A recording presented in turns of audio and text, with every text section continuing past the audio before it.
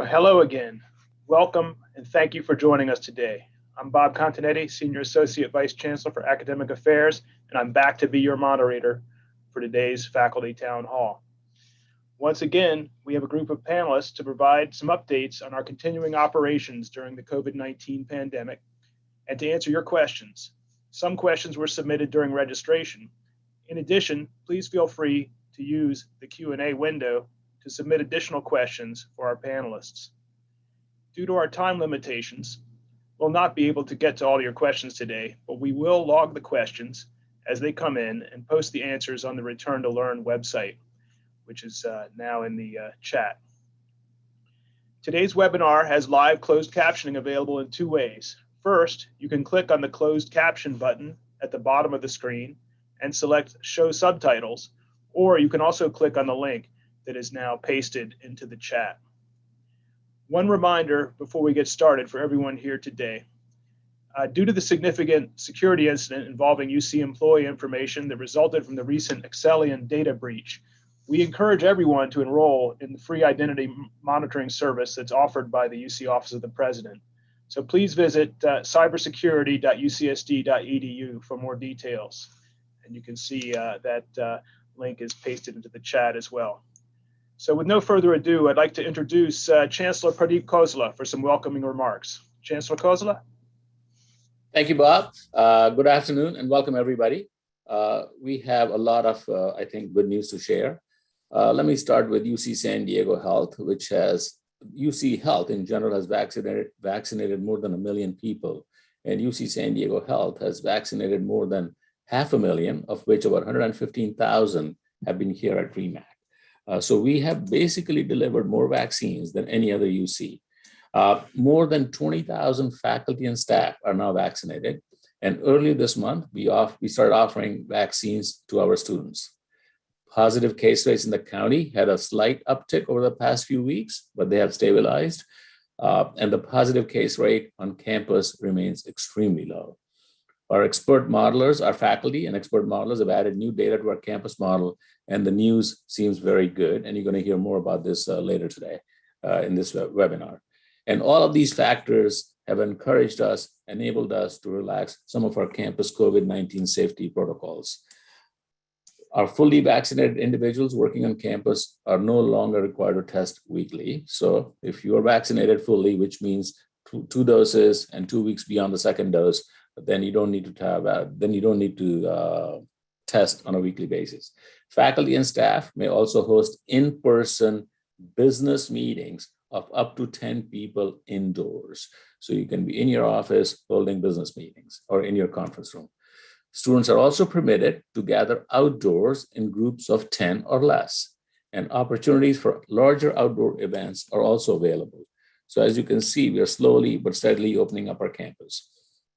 Commencement ceremonies will have a limited in-person outdoor experience option, and graduates, of course, will also always have the option of being virtual if that's what they want. So we are also continuing the thoughtful process of increasing the number of researchers and faculty on campus. HR continues to collect survey and IdeaWeb data, and between now and June 1, staff will continue in their current work arrangements, which is primarily remote. Between June 1 and September 1, we will bring the support staff back to campus, and our return to campus plan is being implemented based upon 3 guiding principles. Number 1, timing will be driven by operational needs, which differ across units. Some employees may return to campus sooner than September 1 based on your VC decision. Number 2, operating models for the fall quarter will reflect the lessons learned during the pandemic. There may be new ways to best deliver the services that we deliver. And number 3, managers will do their best to provide 30 days advance notice so that you can anticipate and plan for your staff to return. One of the goals is to offer opportunities for greater flexibility for our faculty and our staff. And this includes those who've been working in person, in hybrid arrangements, and also in fully remote arrangements. All decisions will continue to be guided by a commitment to health, safety, and equity. And in the meantime, I encourage you all to get vaccinated. There is ample vaccine supply than there is demand. There's more supply than demand right now on our campus. So the health and safety of our campus and our community depend upon it. and you are a part of it. So please keep in mind, even once you're fully vaccinated, we need to continue to follow campus safety protocols. Wear a mask, keep your distance, wash your hands, and we will announce more protocols as we open up our campus slowly. Let's see, what else do I have to say? So let me just say thank you very much for everything you've done. I think we've been in this pandemic for more than a year now. We've done extremely well, and all of it is thanks to all of you and to our students. So let me just hand this back over to Bob, sir. Thank you for those reviewing those promising developments, Chancellor Khosla. Now I would like to welcome the host of today's town hall, UC San Diego Executive Vice Chancellor Elizabeth Simmons. EVC Simmons. Thanks very much, SAVC Continetti, and good afternoon, everybody. As you've been hearing, our campus is continuing to operate very smoothly, thanks to enormous efforts by the faculty and the staff, and to great cooperation and just consideration shown by the students. I'm actually co-teaching a remote seminar this spring, a senior seminar, and I've been very deeply impressed by the quality of the student engagement and their intellectual contributions to the subject matter, even during this challenging time. And it's our willingness to all work together that's made such a difference. So thank you very much. As the Chancellor mentioned, as our vaccination rates climb and cases fall in San Diego County, we can look forward to an ability to have greater participation in research activities on campus, to keep using offices for academic work, to keep holding small indoor business meetings, and then to start transitioning during the summer in a thoughtful way to having more staff gradually start working on site as well. And this will set us up very naturally for a fall quarter conducted in a far more typical in-person mode. Research, classes, support services, administrative work, student activities.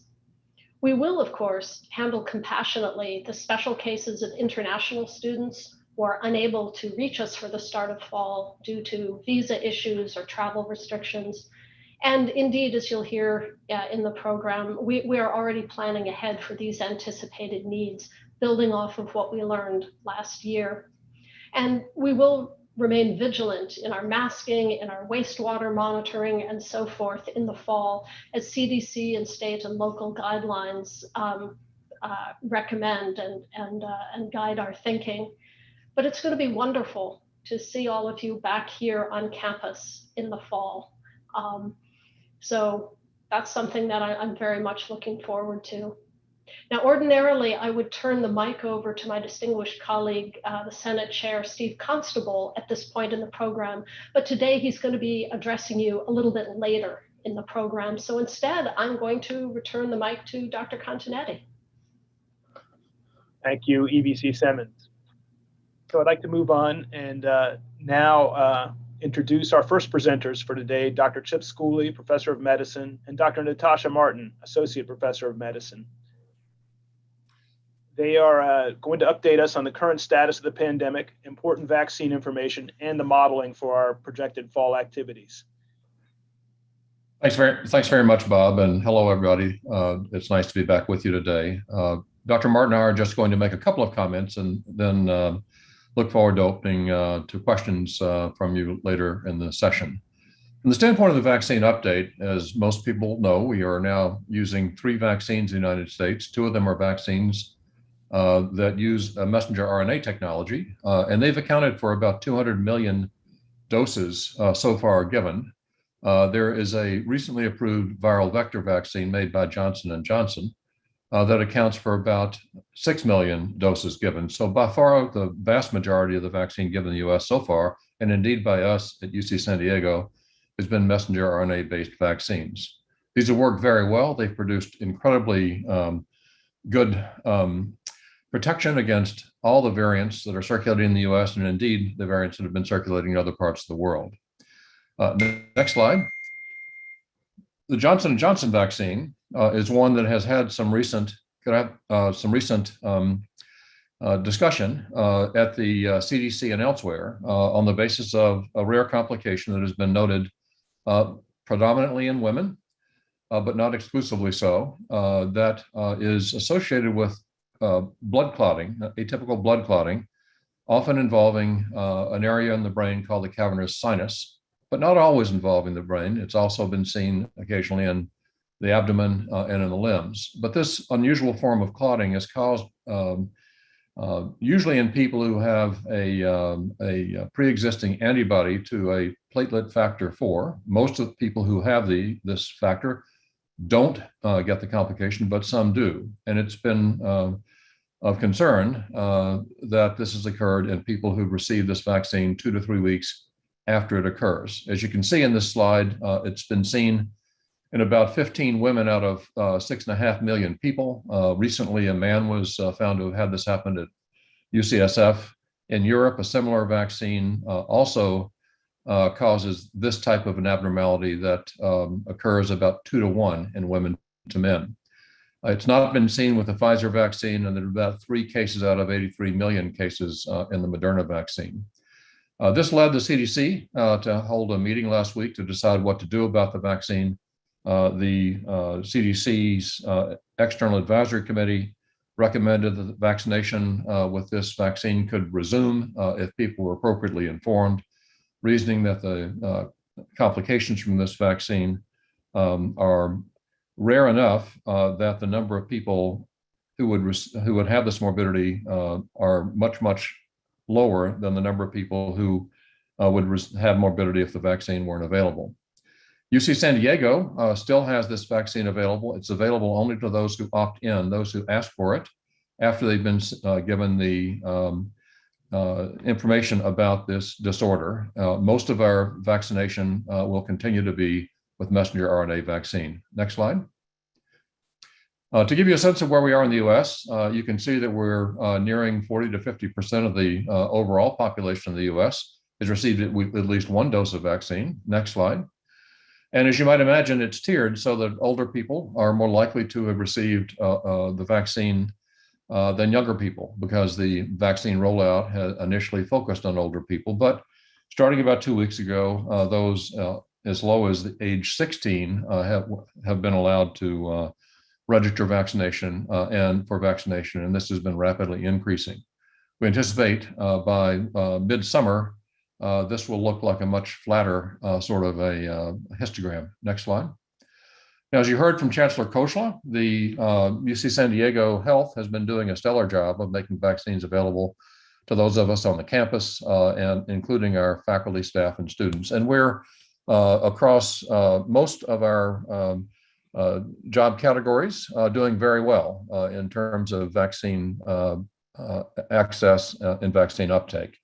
You can see here that at this compilation, about 60% overall of campus employees had been vaccinated. And next slide.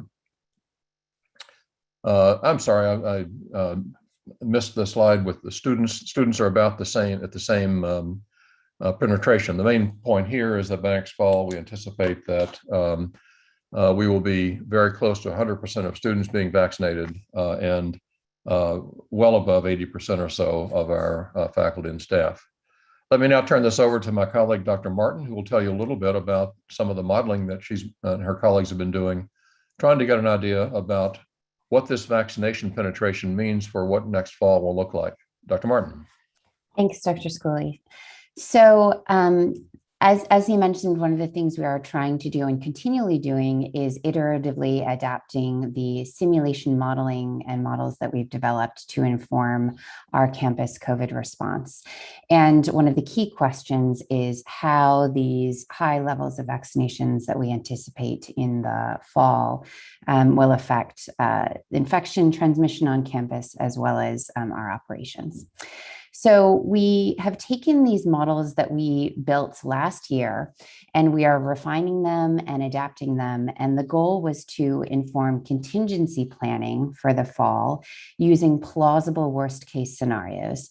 So selecting what we thought were reasonably conservative assumptions, what can we anticipate in terms of cases and transmission on campus in the fall?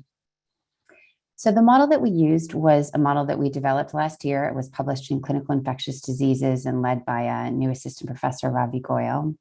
And the model simulates SARS-CoV-2 transmission between on-campus students, off-campus students, faculty, and staff.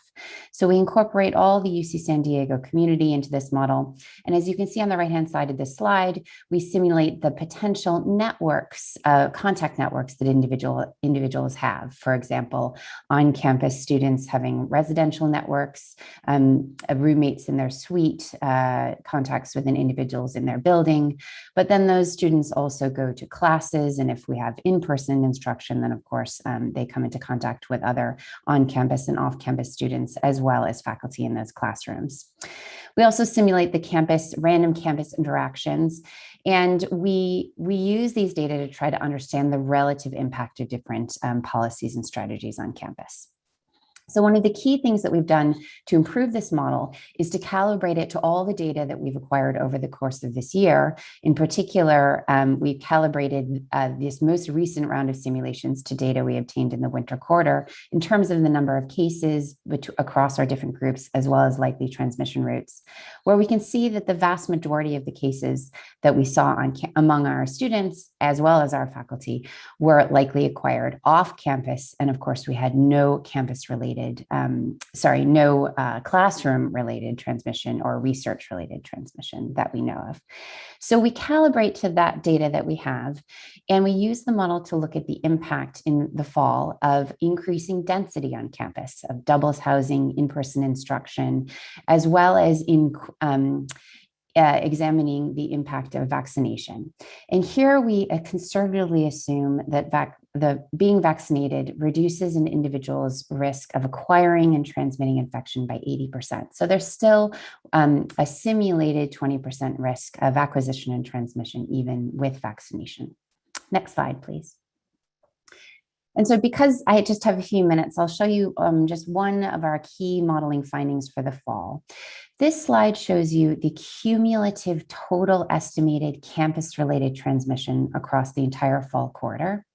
And so this is total transmissions that would either occur through residential contacts or random campus interactions or classroom contacts among all the UC San Diego community. And if you look at the y-axis, you can see that those bars really are, on the order of 10 to 15 infections that we expect to occur, transmissions that we expect to occur that are campus related across the entire term. So maybe 1 or 2 a week. So I think the main take-home point here is that we expect very few campus-related transmissions in the context of vaccination, even in the context of increased campus density, such as housing and doubles and in-person instruction and increased research-related activities.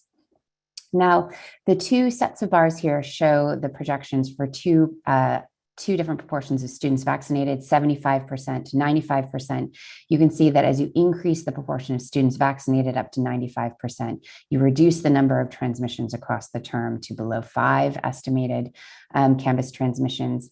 And so really, again, as we increase vaccination uptake, we anticipate that there will be very few campus-related transmissions. And the difference in bars are the differences that we anticipate with different monitoring strategies in terms of our asymptomatic testing program, as well as our wastewater program, which is an active part of our campus monitoring. But the take-home point here is that you can see that all monitoring scenarios really achieve similar impact on transmission, especially with high vaccination rates, which we anticipate in the fall. And so we really can see that even with these plausible kind of worst case scenarios, the future in the fall is looking very optimistic in terms of a campus where we see very few transmissions and high numbers of vaccinated individuals. So happy to answer more questions in the Q&A and in the chat, and I'd like to hand it back over to Dr. Continetti. Thank you, Drs. Martin and Schooley, for this information today and your guidance and leadership over the past year in helping us navigate these incredible challenges. Next, we will hear from Terry Winbush, Senior Director for Labor Relations and Employee Relations. Terry's going to brief us on the staff return to campus regarding the timing and expectations for increasing our in-person efforts on campus. Terry. Thank you, Bob. And thank you, Chancellor Khosla, for teeing up the conversation for me so nicely. So as many of you are probably wondering, what are the plans for staff over the next several months? And as the Chancellor noted, we are preparing for a path to September 1st for campus staff. During that time, HR is working very closely with all of the vice chancellors and the executive vice chancellor and their senior leaders on planning that time frame and prioritizing who needs to be returning and in what capacity sooner than September 1st. There are some areas who have indicated the need to start having a more in-person presence in June and July, as well as August as we lead up to September. So one of the things that we want to make sure that we are providing for staff is communication, continued communication throughout this time. And they can expect communications from their vice chancellors and senior leaders within the next 4 to 6 weeks, and in many cases, very much sooner than that, as soon as next week.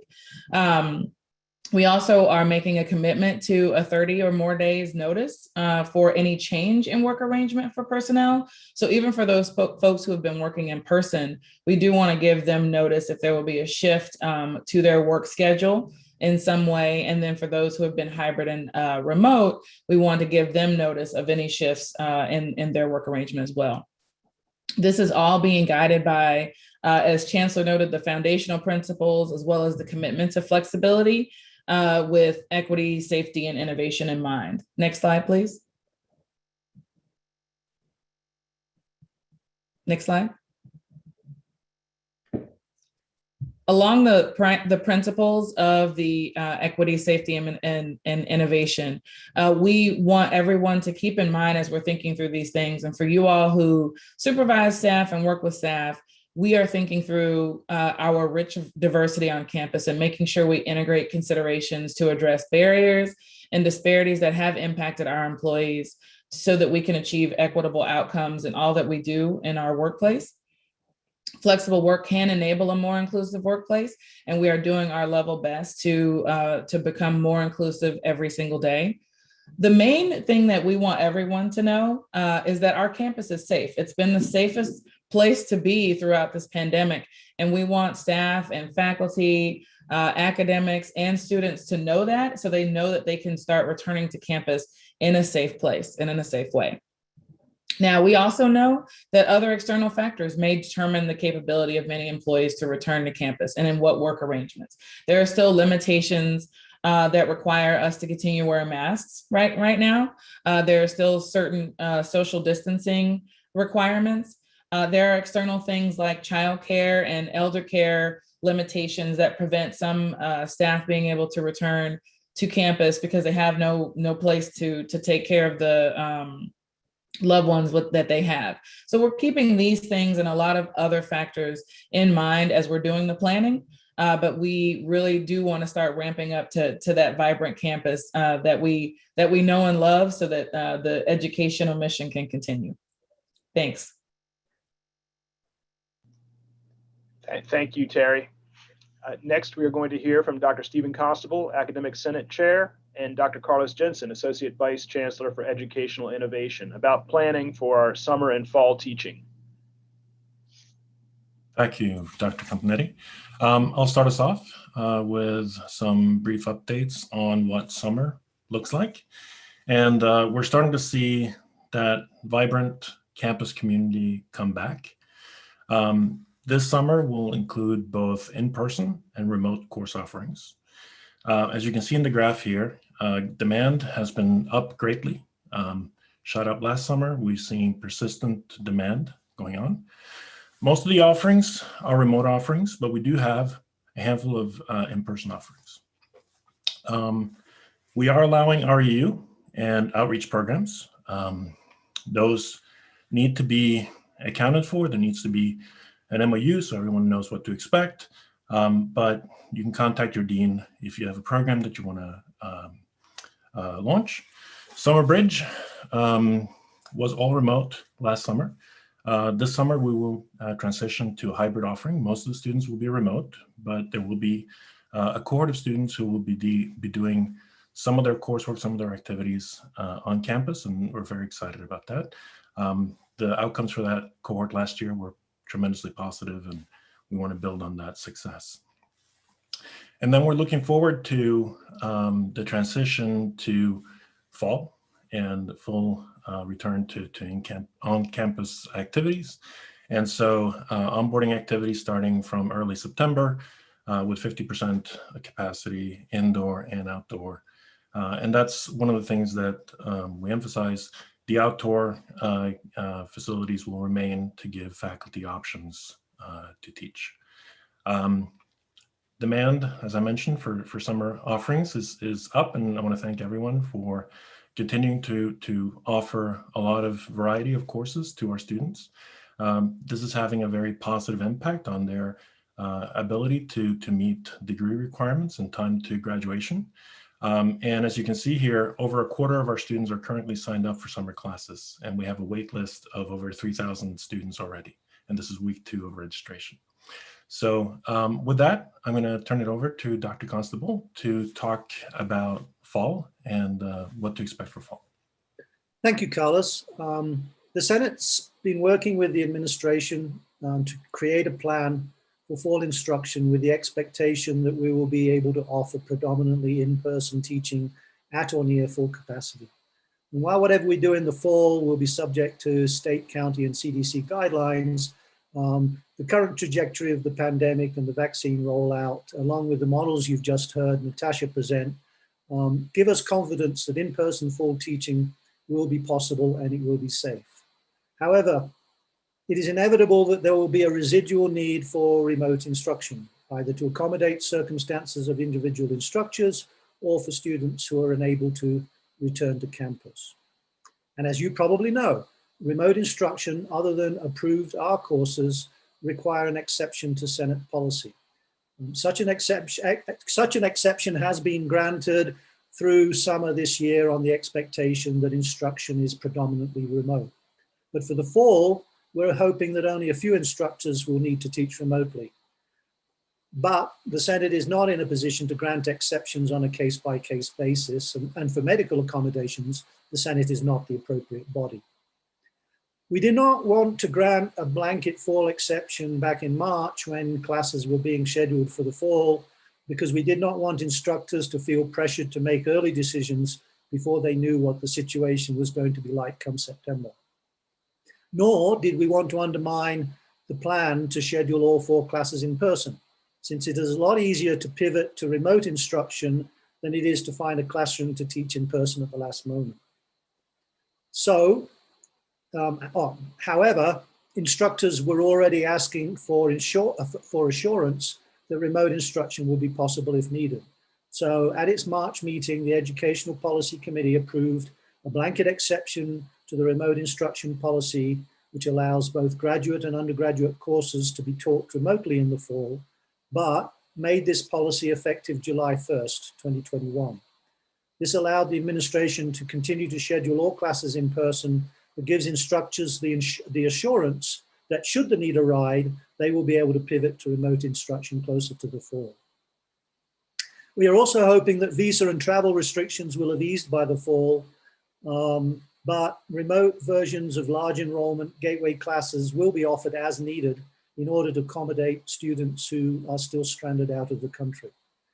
The Senate and the administration recognizes that teaching a class both remotely and in person is essentially twice the work of doing either, and there will be no expectation that instructors will have to do this.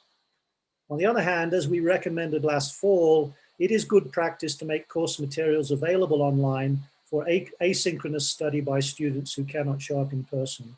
But again, this will be the decision of the individual instructor. Finally, although not the purview of the Senate, I will note that the residency provision of APM 730, under which academic year personnel are expected to be in residence from the beginning of fall through the end of spring, will again be in effect starting this fall. So, having explained the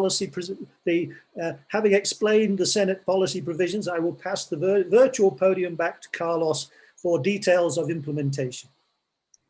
Thank you, Stephen.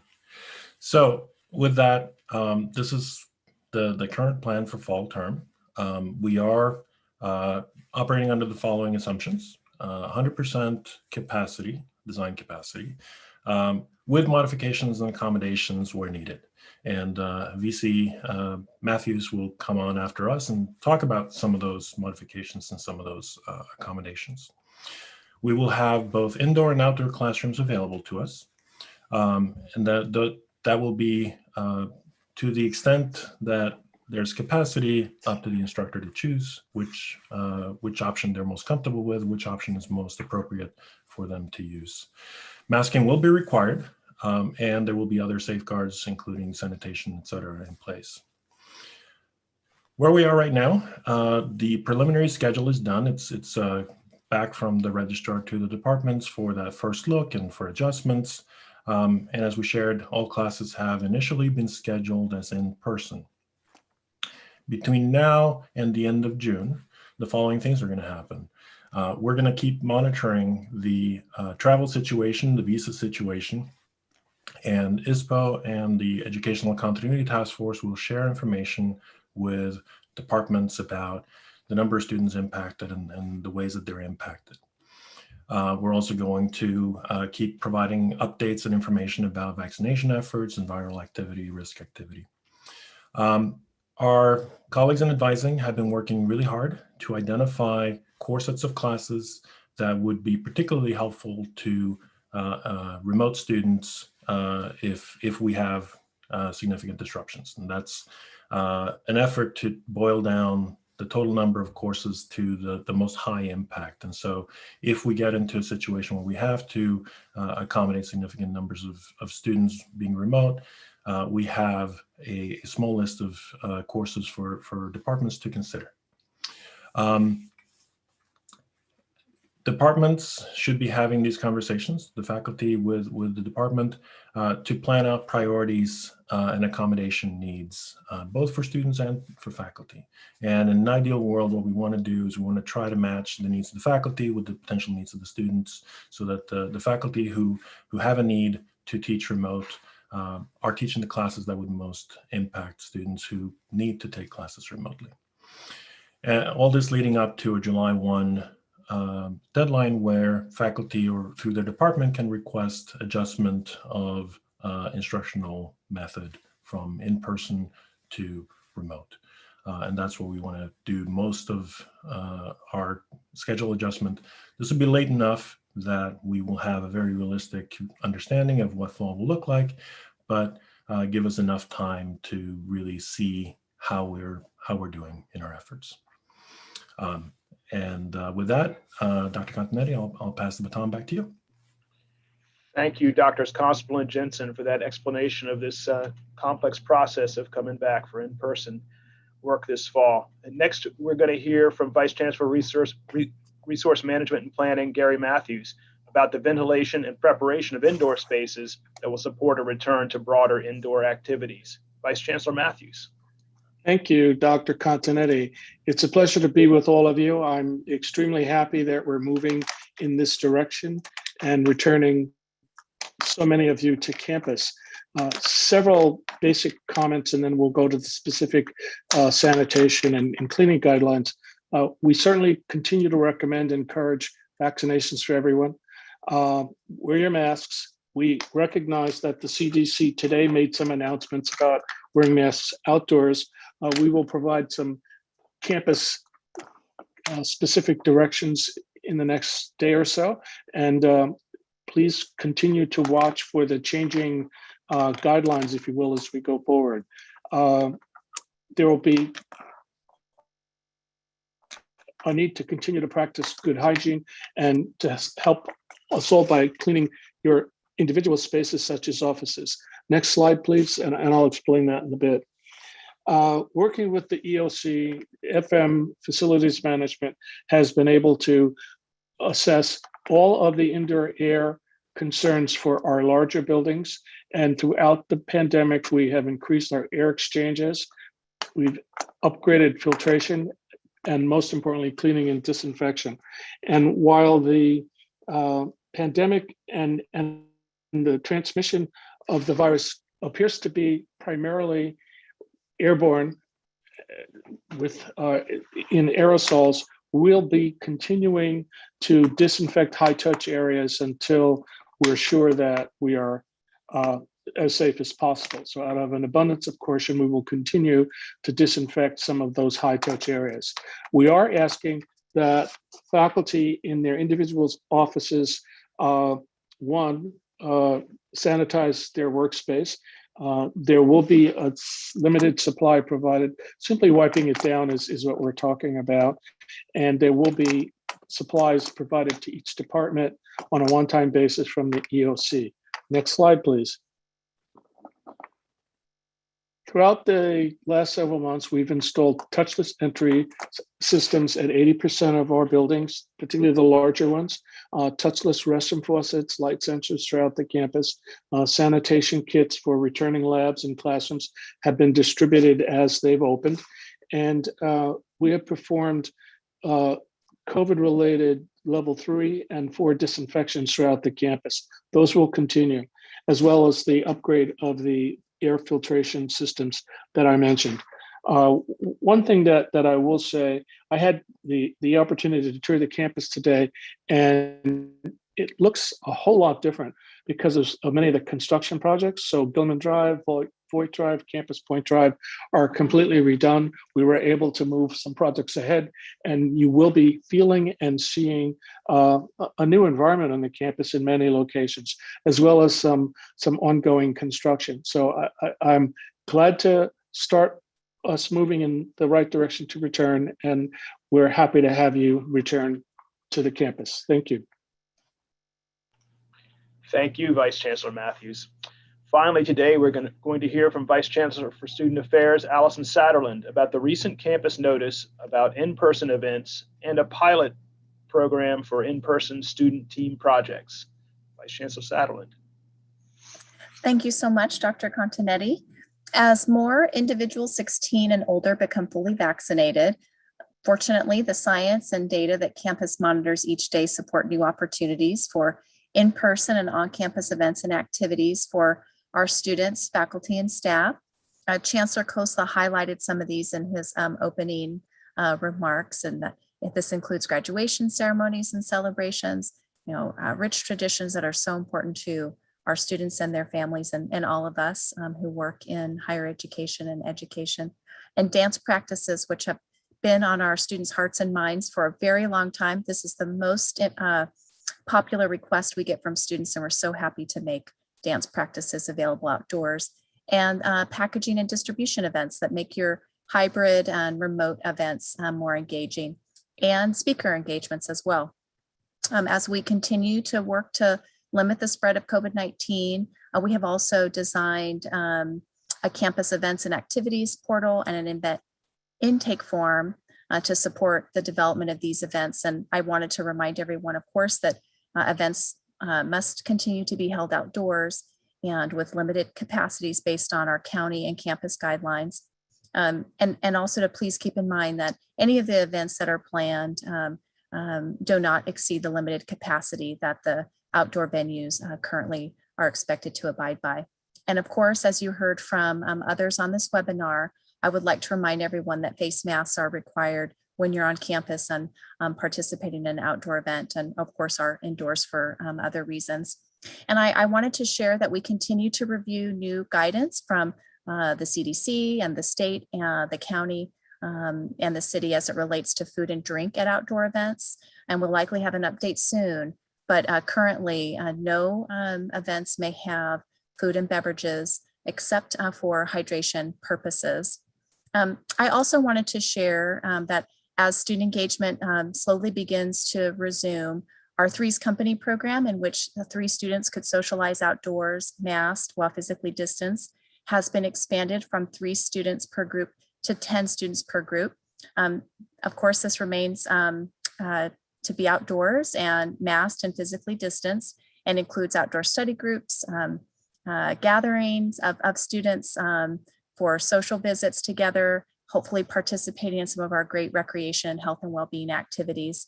And we have a number of resources that are available online for our students at our virtual student union, as well as on the Student Affairs website. I also wanted to highlight that we learned quite a bit from our Stay Safer Spring Break initiative.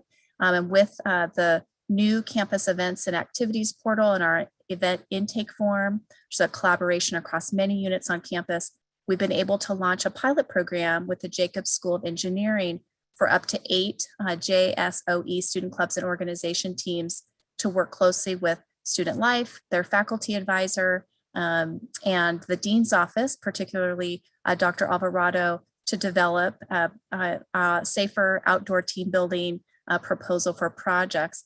And we'll take what we learn from this pilot over the next few weeks to adapt safety and planning protocols for summer and fall student activities. I'd also like to thank the 45 plus faculty who supported our Safer Spring Break initiative by hosting undergraduate students for research and engagement. And I look forward to seeing more of our students working with you all in the coming months and weeks as to campus. So thank you for the time, Dr. Continetti. I'll turn it back over to you. Thank you, Vice Chancellor Satterland. Now it is time to move on to the question and answer segment of this town hall. I invite all of our panelists, including Dean of the Graduate Division, Jim Antony, Executive Director of the Housing and Dining and Hospitality, Hemlata Javeri, Vice Chancellor for Research, Sandy Brown, and Jeff Cook, Chair of the Educational Policy Committee of the Academic Senate, to turn on their videos, as well as our panelists. So the format is going to be that we followed before. During registration, attendees had an opportunity to submit questions for the panelists to answer. We've selected some of the most popular questions for the panel today, but there's been a lot of questions added in the Q&A window today as well. So please continue to use the Q&A window to submit additional questions during the session, and we'll do our best to provide answers.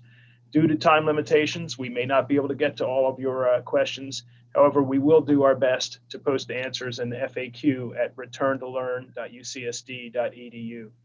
A link that will be posted in the chat.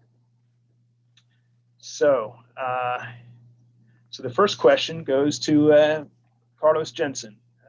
AVC Jensen, as we transition back to in-person teaching, what resources will be available to support students with specific needs? For example, students with disabilities or requiring medical accommodations, students who can't travel due to visa issues, etc. Broad question. Yeah, thank you for that question. There are really two different populations in that group.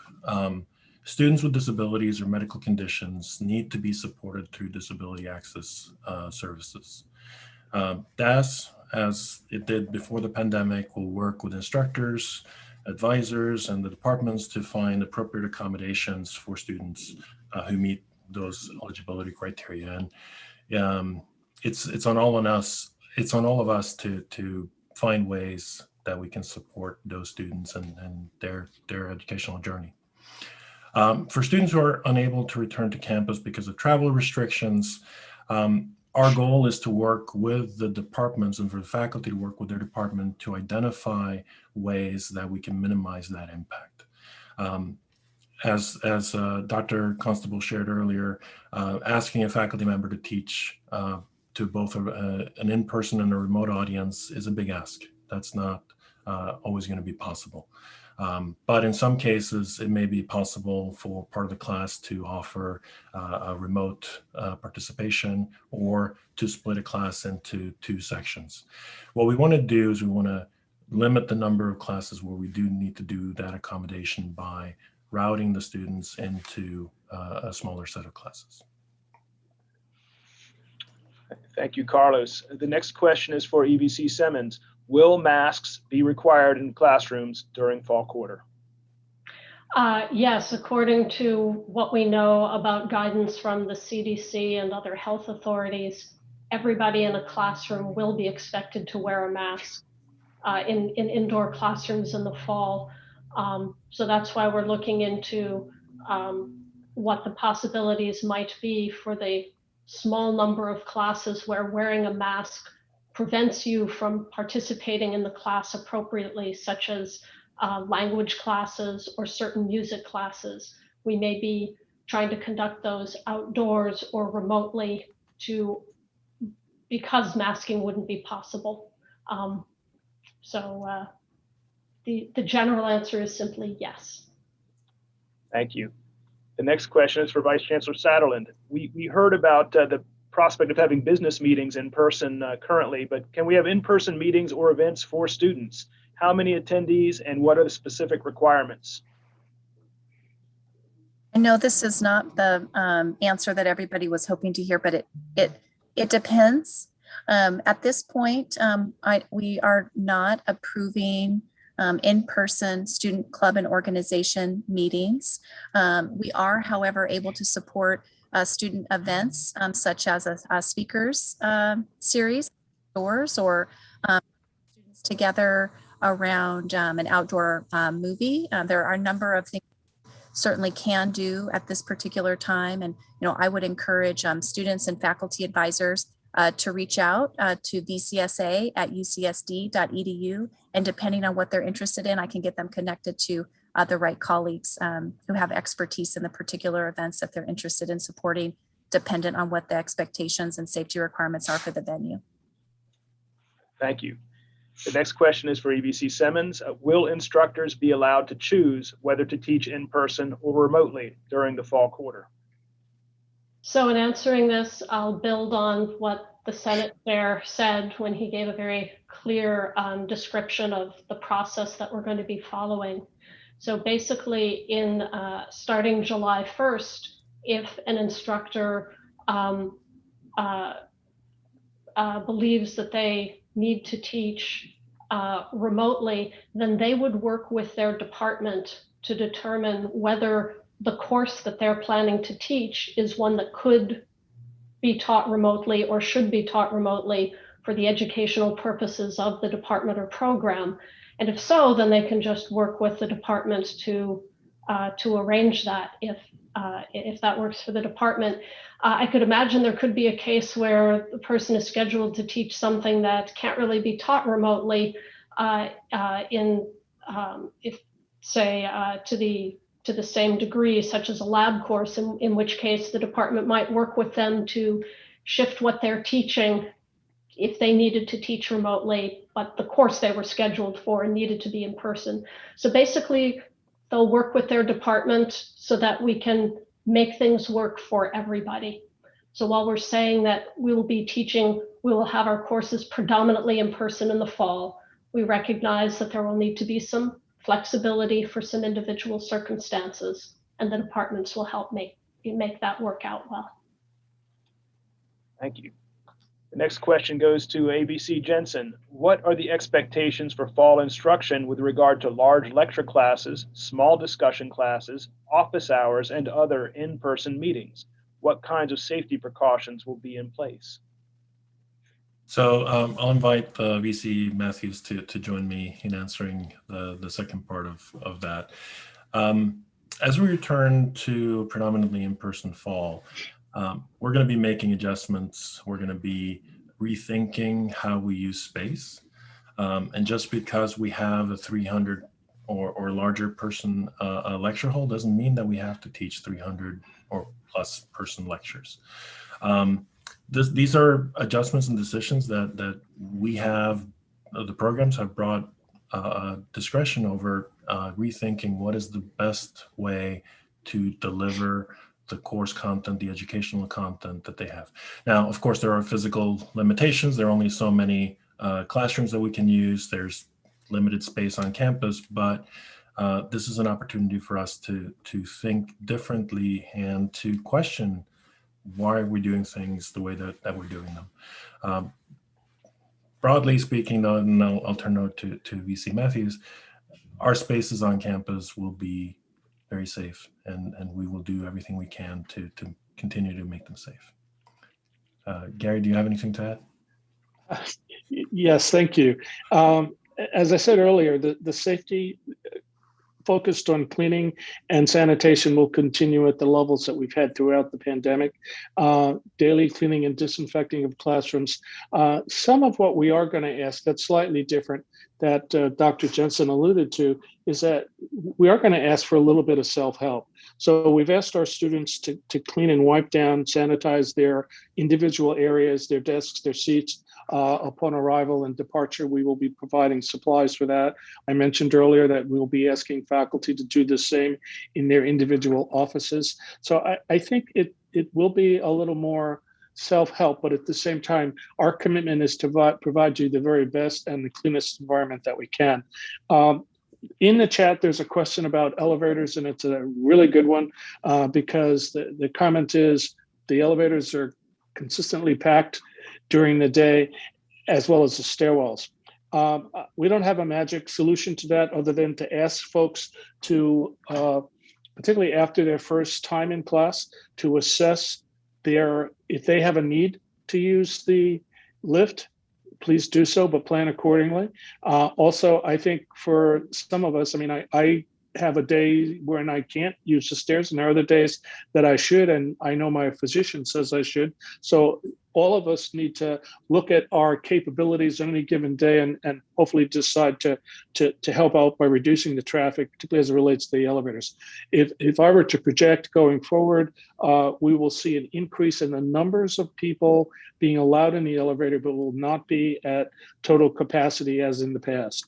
So I think we're learning as we go. We've got some great milestones, in particular, what's already been mentioned by Dr. Martin and Chip Schooley. The campus is one of the safest places to be. It's been consistently shown that, and we will continue to do our best to make sure that is our reality. So we'll all have to work at it together. Thank you. Thank you.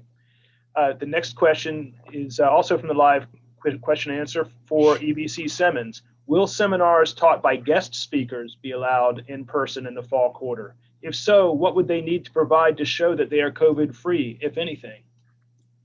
So we do anticipate that seminars taught by guest speakers will be allowed again in the fall.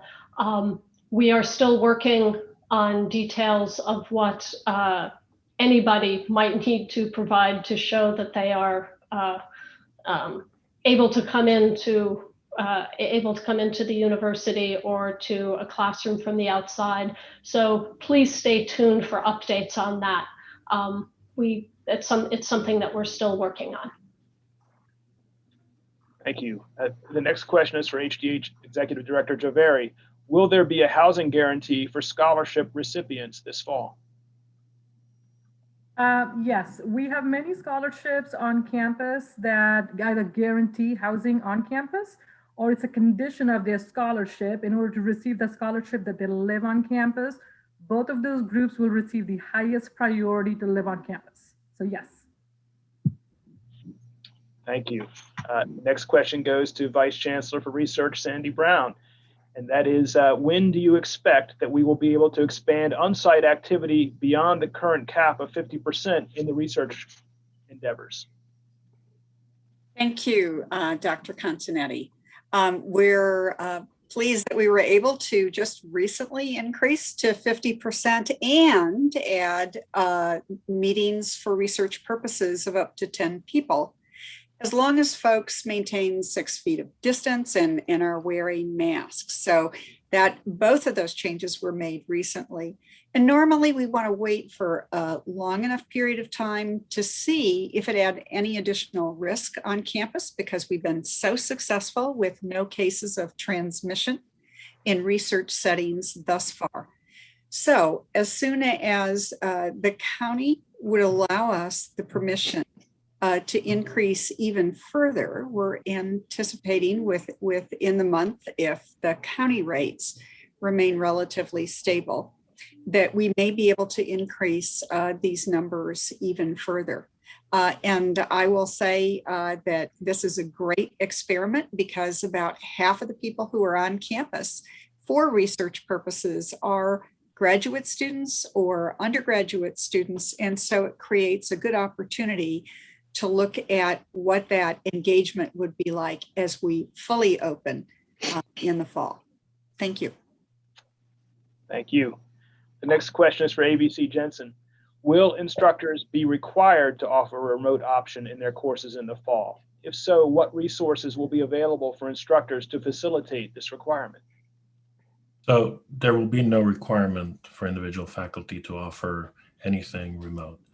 We encourage, where possible, folks to continue to provide the kind of sharing and the remote options that they've provided, but we understand that in many cases that constitutes a significant additional burden.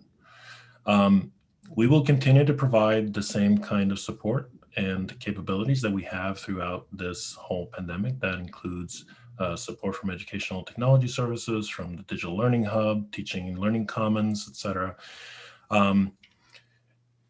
Now, from a program perspective, there may be a need to, or an ask to coordinate to support remote students, but that is a resource allocation question that should be handled within the department. Thank you. The next question is for Senior Director Winbush. What mechanism will be in place for verification of vaccination, especially for those done out of the state or out of the country? Great question. And I know this is a top of mind thing for everyone. The short answer, and I'll just follow VC Satterland's response, we don't know yet. So ultimately, once we have the final policy from the Office of the President, we will share that out. And then once we know what the implementation plan is, we will make sure that everyone is advised on what their responsibilities or requirements might be. But at this point, we don't know yet, and we will keep you posted. Thank you. And then I'd like to turn to Dr. Schooley. And we've heard that the CSU and the University of California are going to require vaccines for in-person activities, but that requires vaccines moving beyond emergency use authorization, by my understanding. What is the prospect for that? The way things are looking, I think it's very likely at least the Pfizer vaccine will be beyond that by June or early July. The Moderna vaccine probably not too long thereafter. Harder to know what's going to happen with the J&J vaccine. I'm not a legal scholar, but I did hear one of the Hastings School of Law professors on a discussion about this EUA issue. It is true you can't require someone to take an EUA medication or vaccine, but you can require someone to be vaccinated to be part of a community setting like this. And if they choose not to, then we can make accommodations for that. So it's not strictly true that the university can't require vaccination to be on campus, regardless of what the status of these vaccines would be. I do imagine, though, that we'll be beyond that by fall, and the question will be moot. Thank you. Of course, there's a lot of questions about the vaccine, so I'm going to go on with another one to you, Chip. Why was the decision made to eliminate required weekly mandatory testing for those working and attending classes on campus once vaccinated, when there is a chance of becoming infected after vaccination? We've looked at the data from the health system and actually published a letter in the New England Journal of Medicine about it. And the number of people that actually do become infected is extremely low. The amount of virus that they shed is also very low. So their likelihood of being able to transmit the virus is extremely low. And so you have to kind of balance the risk and benefits and costs of doing this as opposed to using the money for other things. We don't think it would substantially change risk on campus. That's why we've done this on campus. That's why the hospital's done this. And that's why we're seeing this kind of become the recommendation broadly. I've been one of the more vocal proponents of asymptomatic testing, as many people know, and I feel quite comfortable with dropping this requirement for people who are vaccinated, unless they have symptoms, and then they should be tested. Thank you. And another epidemiology-related question for either yourself or Dr. Martin. Do we expect that 75% of students will be vaccinated and similar rates for staff in the fall? Maybe Dr. Martin. Well, I think as Dr. Schooley mentioned, certainly a mandate that vaccination is required for participation of campus activities will improve the vaccination coverage. We're going to try to make it as easy as possible for students to become vaccinated, and if they are not vaccinated when they arrive, to become vaccinated on arrival. So for the modeling scenarios that I showed earlier, it's true that those assumed as a conservative kind of worst case scenario that 75% of the students may arrive vaccinated at the start start of term. But provided we can try to make it easy for the students to obtain vaccination either before they come or immediately on arrival, then I'm optimistic that it'll be much higher than that. Thank you. Dr. Martin, I'd like to direct another question to you. Does your modeling include the possible growth of vaccine-resistant variants? Yeah, so we have done modeling at the county level, which has examined the potential impact of the spread of variants like the B.1.1.7 variant first identified in the UK. And people may have seen that, earlier this year, we were very concerned about the potential expansion of that variant to cause a surge in infections here in San Diego County.